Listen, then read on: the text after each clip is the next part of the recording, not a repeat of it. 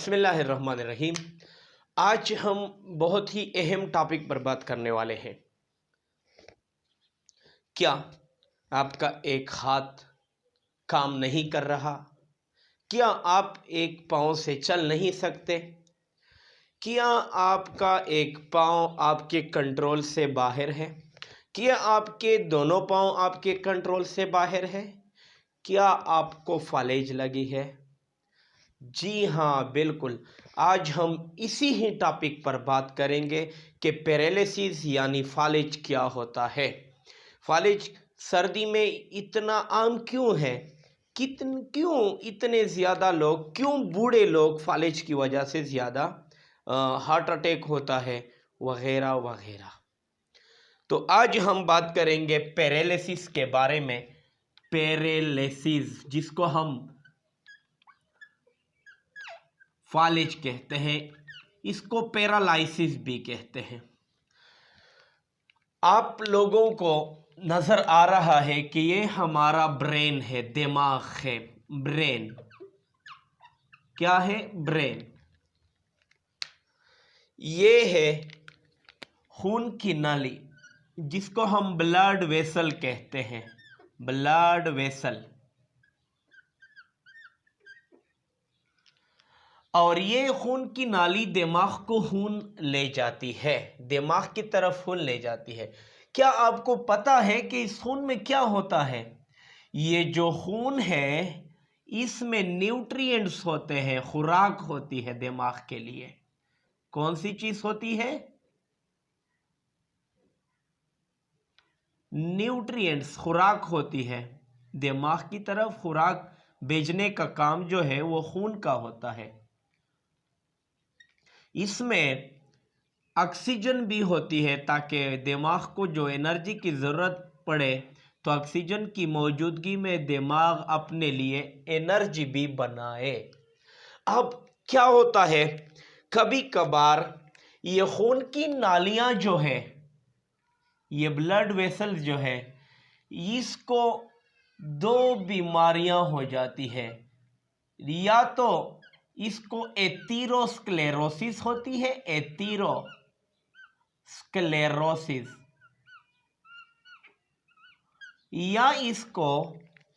या इसमें हेमाटोमा बन जाता है।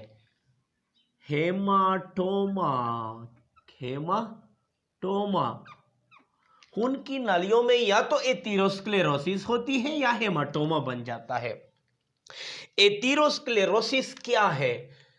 एथीरोस्क्लेरोसिस है खून की नालियों का तंग होना, खून की नलियों का लचक जो है। खून की नलियों में जब खून जाता है तो ये इस तरह खून के लिए खुल जाती है।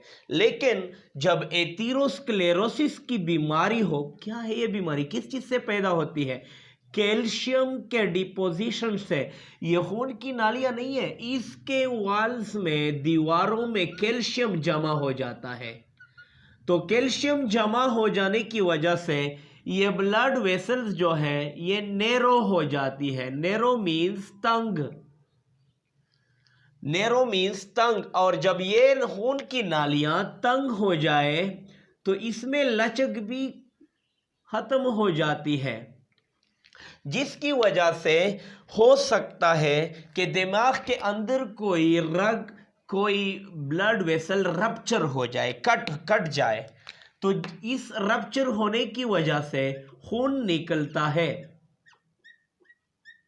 ब्लीडिंग होती है। क्या होती है? ब्लीडिंग होती है। ब्लीडिंग मीन्स खून का निकलना।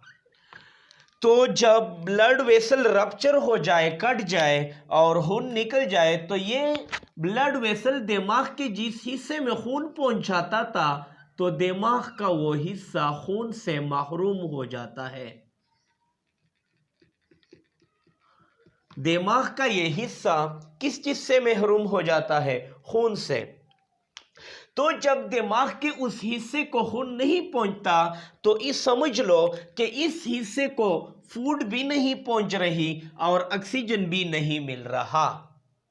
समझ तो आ रही है? अब दिमाग का ये हिस्सा लॉस हिज फंक्शन, अपना काम छोड़ देता है। दिमाग का हिस्सा कौन सा काम करता है? दिमाग के मुख्तलिफ हिस्से हैं और ये हमारे जिस्म के मुख्तलिफ हिस्सों को कंट्रोल करता है। आपको दिख रहा होगा कि दिमाग से एक पाइप निकली है और उन पाइप से ढेर सारे पाइप्स केबल्स निकले हैं और वो जिस्म के हर हिस्से में पहुंचे हैं। तो इससे साबित होता है कि जिस्म का हर हिस्सा जो है वो दिमाग के साथ जुड़ा हुआ है और दिमाग के कंट्रोल में है। अब दिमाग का जो हिस्सा काम छोड़ देता है, उसी ही वक्त जिस्म के जितने भी हिस्से दिमाग के उस हिस्से के साथ जुड़े थे वो भी काम छोड़ देते हैं। फॉर एग्जाम्पल फर्ज करते हैं कि दिमाग के साथ हमारा दिमाग के इस हिस्से के साथ जिसने फंक्शन स्टॉप की है, ये हाथ हमारा उसके साथ जुड़ा हुआ है। तो ये हाथ जो है हमारे कंट्रोल से, ये हार्ट जो है ये हमारे कंट्रोल से आउट ऑफ कंट्रोल हो जाता है, आउट ऑफ कंट्रोल हो जाता है। किस चीज की वजह से आउट ऑफ कंट्रोल हो जाता है? क्योंकि दिमाग को जो खून जाता था, उस खून की नालियां जो है वो कैल्शियम के जमा होने की वजह से तंग हो चुकी है और तंग होने की वजह से वो खून की नालियां कट चुकी है। और जब खून की नालियां कट जो है तो दिमाग के उस हिस्से को खून आना बंद हो जाता है और जब बंद हो जाता है तो दिमाग का हिस्सा काम छोड़ देता है। जब दिमाग का कोई हिस्सा काम छोड़ दे तो जिस्म का कोई हिस्सा जो उस हिस्से के साथ जुड़ा हुआ था वो भी आउट ऑफ कंट्रोल हो जाता है और इस बीमारी को हम कहते हैं पैरालिसिस। ये तो एक वजह थी। पैरालिसिस एक दूसरी वजह से भी होती है, फालिज, जिसको हम फालिज कहते हैं। दूसरी वजह है हेमाटोमा। हेमाटोमा क्या होता है? हेमाटोमा जो है, हेमा मीन्स ब्लड, टोमा मीन्स क्लट। अगर खून जम जाए, खून की नलियों में अगर खून जम जाए तो इस कंडीशन को हम क्या कहते हैं? हेमाटोमा कहते हैं। कभी कभार सर्दियों में ब्लड पानी पीने की ज़रूरत कम पड़ती है, आप लोगों को पता होगा। जब हम कम पानी पीते हैं तो कम पानी पीने की वजह से ब्लड प्रेशर लो हो जाता है और खून जो है वो गाढ़ा हो जाती है और जब खून गाढ़ा हो जाए तो ब्लड प्रेशर भी डाउन हो जाता है और जब ब्लड प्रेशर डाउन हो जाए, बात करते हैं लो ड्रिंक्स। ड्रिंक्स हम कम करते हैं, पानी कम पीते हैं, चाय तो ज़्यादा पीते हैं वैसे, लेकिन पानी कम पीने की वजह से कौन सी चीज़ लो हो जाती है? ब्लड जो है वो विस्कस हो जाता है, गाढ़ा हो जाता है, गाढ़ा हो जाता है। और जब ब्लड गाढ़ा हो जाए तो इसकी वजह से ब्लड प्रेशर जो है, ब्लड प्रेशर लो हो जाती है।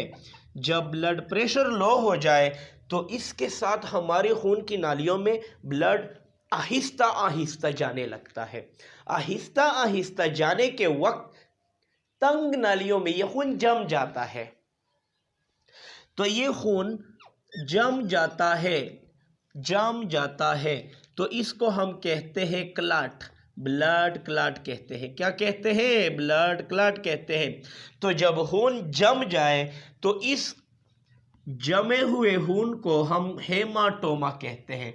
अब फॉर एग्जाम्पल आप सर्दी का मौसम है, कम पानी पीने लगे हो, कम पानी पीने की वजह से आपका खून गाढ़ा हो गया है। गाढ़ा हो जाने की वजह से ब्लड प्रेशर लो हो चुकी है। जब ब्लड प्रेशर लो हो जाए तो ब्लड क्लॉट बन जाती है। यहाँ पर फॉर एग्जाम्पल जब ब्लड क्लॉट बन जाए तो खून जो है दिमाग के जिस हिस्से में खून जाता था वो हिस्सा अब वो नाली खून की बंद हो जाती है, ब्लॉक हो जाती है